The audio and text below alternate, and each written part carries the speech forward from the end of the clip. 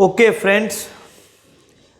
So far, what we have learned is collection, organization, presentation, analysis and interpretation में organisation and presentation वाला part हम पढ़ रहे थे। प्रेजेंटेशन में ऑर्गेनाइजेशन के बाद प्रेजेंटेशन वैसे साइड बाय साइड चलता रहेगा। तो प्रेजेंटेशन में हमने डिस्क्रिप्टिव प्रेजेंटेशन थोड़ा कॉम्प्लेक्स होता है, तो हमने देखा था टेब्यूलर प्रेजेंटेशन। इससे पहले हमने टेबल सब डिजाइन किए थे। टेब्यूलर प्रेजेंटेशन से डेटा एक्यूरेटली प्रेजेंट किया जा सकता है और डिस्क्रिप्टिव से ज्यादा इंफॉर्मेटिव भी होता है, समझने में भी इजी रहता है, इजी टू अंडरस्टैंड होता है, ठीक है, कंपेरेबल बन जाता है, कॉम्प्लेक्स डेटा सिंपल बन जाता है। तो ये सब एडवांटेज थे टेब्यूलेशन में। अब टेब्यूलेशन का एक प्रेजेंटेशन का टेक्निक है, लेकिन उससे भी आगे बढ़े तो टेब्यूलर प्रेजेंटेशन के बाद आता है डायग्रामेटिक प्रेजेंटेशन, और you can say graphical presentation. तो डायग्राम्स एंड ग्राफ्स, जिसको पिक्टोरियल हम बोलते हैं, पिक्टोरियल प्रेजेंटेशन करेंगे। तो ग्राफ वाला जो प्रेजेंटेशन है, ग्राफ्स ऑफ फ्रीक्वेंसी डिस्ट्रीब्यूशन, वो हमारे सिलेबस का पार्ट नहीं है, लेकिन diagrammatic presentation, so diagrams and graphs are two different thing. वैसे डायग्राम में भी हम ग्राफ ही ड्रॉ करने वाले हैं, लेकिन graphs of frequency distribution is another part. तो डायग्रामेटिक प्रेजेंटेशन हम करेंगे। डायग्रामेटिक प्रेजेंटेशन है क्या सर?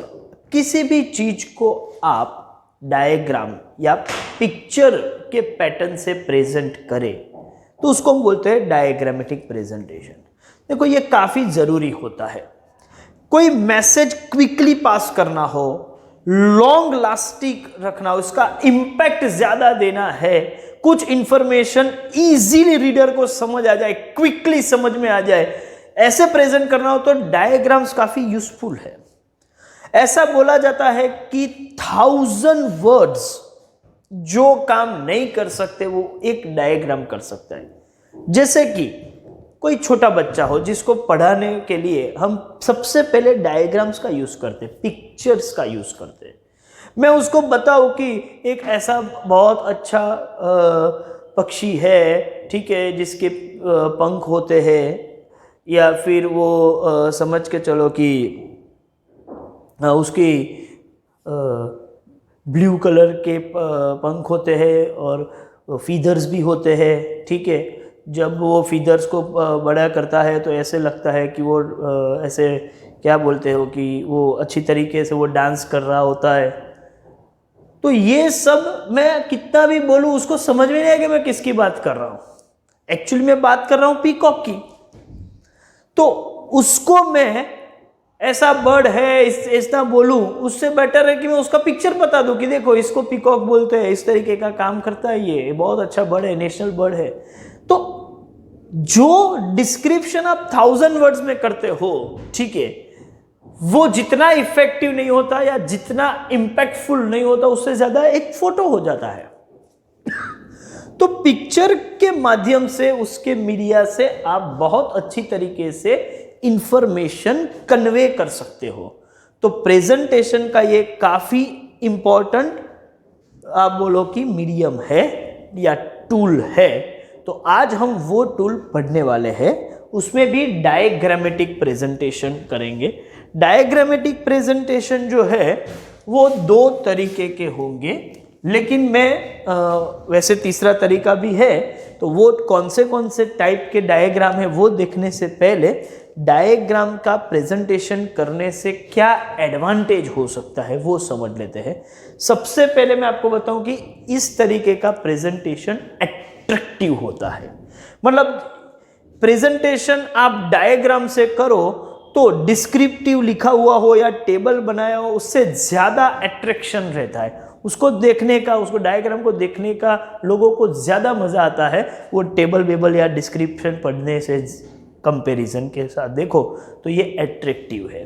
इतना ही नहीं, ये इफेक्टिव भी है, इंपैक्टफुल है। आप डायग्राम से जो बात कर रहे हो वो ज्यादा इफेक्टिव हो जाती है, वो ज्यादा समझ में आ जाती है, ठीक है। तो उसका इंपैक्टफुल विजुअलाइजेशन होने की वजह से उसका इंपैक्ट बढ़ जाता है। तो अट्रैक्टिव तो है ही ये इस तरीके का प्रेजेंटेशन, लेकिन इफेक्टिव भी है। हाँ, एक्यूरेसी कम होती है, लेकिन वो मैं डीमेरिट के साथ उसको डिस्कस करूंगा। तो अभी तो मैं मेरिट डिस्कस कर रहा हूं, एडवांटेज डिस्कस कर रहा हूं, तो अच्छी अच्छी बातें बोलेंगे, ठीक है। लॉन्ग लास्टिंग है, मतलब आपको दिमाग में एक बार कोई पिक्चर आपको बता दे तो हो सकता है कि वो डेटा लिखा हुआ हो या टेबल लिखा हुआ हो या डिस्क्रिप्शन से वो ज्यादा पिक्टोरियल मेमोरी ज्यादा टाइम तक आपके दिमाग में रहती है, वो चीज आप ज्यादा दिनों तक याद रख पाते हो। तो ये लॉन्ग लास्टिंग भी है, अट्रैक्टिव भी है, इफेक्टिव भी है, लॉन्ग लास्टिंग भी है।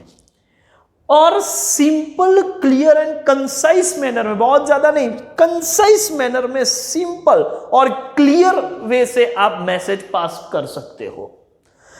एक दूसरे के साथ कंपेयर करना है तो पिक्चर के मीडिया से या पिक्चर का यूज करके, टूल का यूज करके आप इजीली कंपेयर भी कर सकते हो।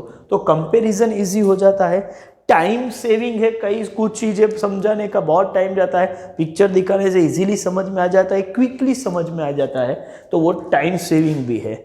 इलिटरेट लोग हो या बच्चों को समझाने के लिए या बूढ़ों को, ओल्ड पीपल को, ओल्ड एज लोगों को भी समझाने के लिए ये बहुत अच्छा टेक्निक है। डायग्राम्स के थ्रू आप इजीली उनको समझा सकते हैं।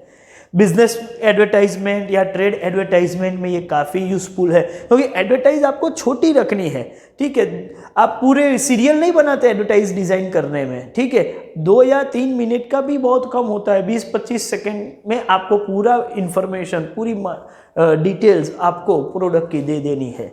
तो उसमें डायग्रामेटिक प्रेजेंटेशन अच्छा रहेगा, ठीक है। एक छोटे से कॉलम में या छोटी सी साइज में न्यूज़पेपर में ऐड देनी है, तो बिजनेस एडवर्टाइजमेंट और ये सब के लिए डायग्रामेटिक प्रेजेंटेशन यूजफुल है। सोशल साइंस में काफ़ी यूजफुल है, डेमोग्राफिकल साइंस हो या फिर सोशियोलॉजी हो, ऐसी जगह पर समझाने के लिए डायग्राम्स यूज किए जाते हैं, ठीक है।